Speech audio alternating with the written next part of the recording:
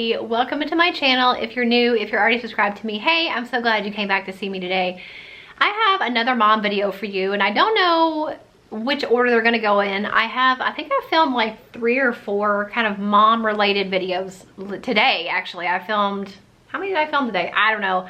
I'm on my like 5th or 6th video today, but I think this is the last one. But I have filmed today, and I think a couple weeks ago I filmed another mom related video because I really want to focus a lot on that this year. I think we all neglect ourselves in one way or another as moms, and I'm really hoping to have a lot more of that content for you guys because I think moms are so important. Moms are the backbone of society, and if moms are not happy, healthy, and strong, then we are not able to raise as healthy or as happy or as strong kids as we may want to or need to. So I think it's really important to invest in yourself. Today I have 4 bad habits that I have had as a mom that I am encouraging you guys to not have. Learn from my mistakes. My oldest is, by the time you see this, she should be 18. My youngest is 12. So I've been a mom now for 18 years, and I've learned a lot of things over the years, and most of them have been from making mistakes. And that's what I tell my youngest in our homeschool. Like, she'll make a mistake and I'll say, mistakes are only a problem if you don't learn from them. And that's the case in education, but it's also the case in life. We're all gonna make mistakes, but it's not learning from those mistakes that actually make them a failure. So try to think about that in relation to your mom life as well. You know, we're all gonna make mistakes, and a lot of times we might repeat them, but eventually if we learn from those mistakes and it makes us a better mom, then it wasn't in vain. So 4 things. First thing, and I talked about this in my other video about how to get better sleep as a mom, and I don't know if that's gone up or not yet. I'm wearing the same thing. I just filmed it like 2 seconds ago.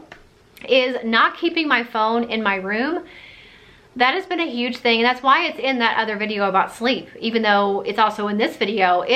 Having my phone in my room affected so many aspects of my life, not just as a mom, but really a lot as a mom, because it was making me get less sleep at night. It was keeping me up too late. It was allowing me to be on my phone in the morning before I even got up for the day and started chores or homeschool or prayer time, you know, whatever. I was on my phone, and I was constantly filling my brain and my thoughts with whatever was on my phone. And sometimes that's good stuff, you know, but not all the time. And it was keeping me up at night. It was giving me less quality sleep and less sleep. And so I had to really have some tough love on myself and say, you are not having your phone in your room anymore. And it's been over a year now since I've had my phone in my room, and I do not miss it, and I can only see positive results from taking my phone away from myself at nighttime. Now, I did have to get an alarm clock because I was using my phone as an alarm, and I did get a little sound machine because I do like having a little bit of noise kind of in the background at night. I didn't have my phone for those things anymore. But it's been nothing but a good thing to not have my phone in my room, and it's also physically better to not have my phone in my room. You know, there's radiation involved. The blue light from your screen can overstimulate your brain. It can be bad for your eyes. There's so many reasons why not having that phone in my room has been a good thing. And definitely for my kids, they do not, well, my youngest doesn't have a phone. My oldest does not have her phone in her room at all without me knowing, but especially at night. And it's just been nothing but a positive thing. And that was something that I learned. You know, you have to be really aware of yourself and notice when you're letting yourself make mistakes. And I let that go by for a long time, you know, where I would keep my phone in my room and kind of have this pattern. But I had to have the willpower to take it away from myself and be my own parent in this way and say, you know, you're not able to control yourself, and it's only being a detriment to you.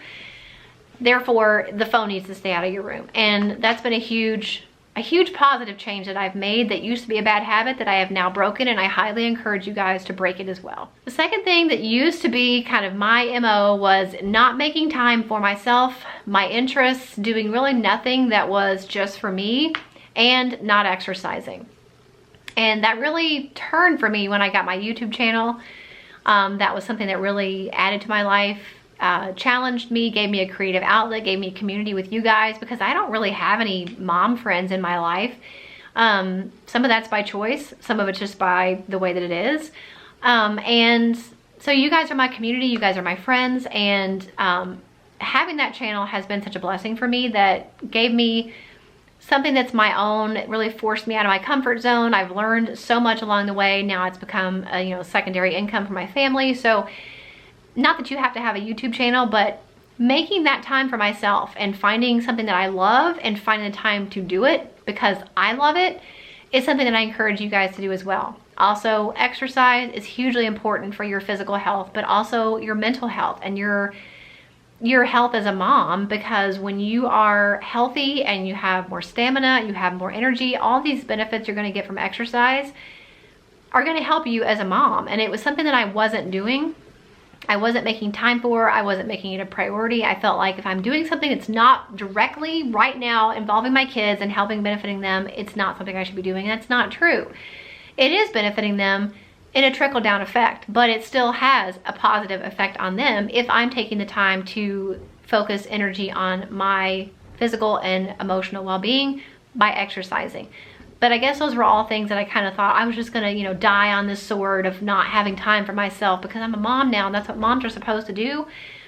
And that's not what moms are supposed to do. Yes, you're supposed to make your kids a super top priority and you're supposed to do whatever you can for them and take care of them and love them and nurture them and support them. But that doesn't mean you have to just throw yourself to the wind and not take care of yourself too. You matter as well. So when I realized that and started actually putting things into place that focused on that, then my mom life changed. I became a happier mom, a more fulfilled mom, and I think it has a positive effect on my kids. Plus, the third bad habit that I have broken and stopped worrying about as a mom is the fact that I am not a Pinterest mom. I loved Pinterest when I don't know if it's when it first came out, but when I first discovered it, I loved it. I was on there all the time, just pinning all day long. And then I would never do any of those things. Now I did do some of them and I have thrown some pretty awesome parties for my girls and I've done, you know, some really fun things for them. Not necessarily because of Pinterest, but I mean, I used to feel bad that I didn't do some of the things that I thought other people were doing. They were hand making these elaborate birthday cakes, or they were having these extravagant scavenger hunts, or they were doing these super amazing, you know, first day of school parties with all this theming and decorating and stuff. And I would think, oh, I'm not doing that. I should probably be doing that. Why don't I want to do that? Or why don't I do that? And I have learned over the last, I would say 8-9 years, pretty much everything changed for me about 8 or 9 years ago, because when I started my channel, that's when I started, you know, taking my health more seriously. That's when we started homeschooling. So a lot of things changed for us back then. But I think I realized that if I'm not doing those things, that doesn't mean I'm not a good mom. It's kind of like I said when I did a homeschooling video and I said, I'm not a science experiment mom. I hate science experiments. They're messy, they're annoying. I don't always know why they worked or why they didn't work. I don't know how to explain it and I just hate them. And I used to feel bad because I know that experiments were supposed to be so fun and engaging for kids and oh, it's so amazing.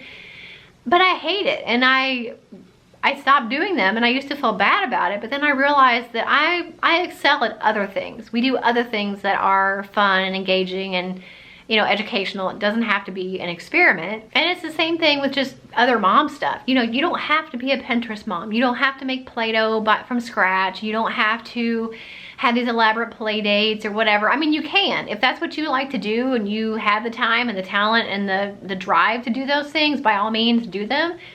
But don't feel bad if you get on there and you see what other moms are doing or saying that they've done and you don't do those things or you don't want to do those things. Don't feel bad about it. Don't feel bad about maybe buying store-bought Play-Doh or, you know, going to Party City and buying all your party supplies instead of, you know, hand making these tissue paper puff balls or, you know, whatever it is. You don't have to do all those things to have happy kids. And the last thing that I used to do as a mom that I do not do anymore, and I think I mentioned this in the other video too about getting more sleep, is staying up too late.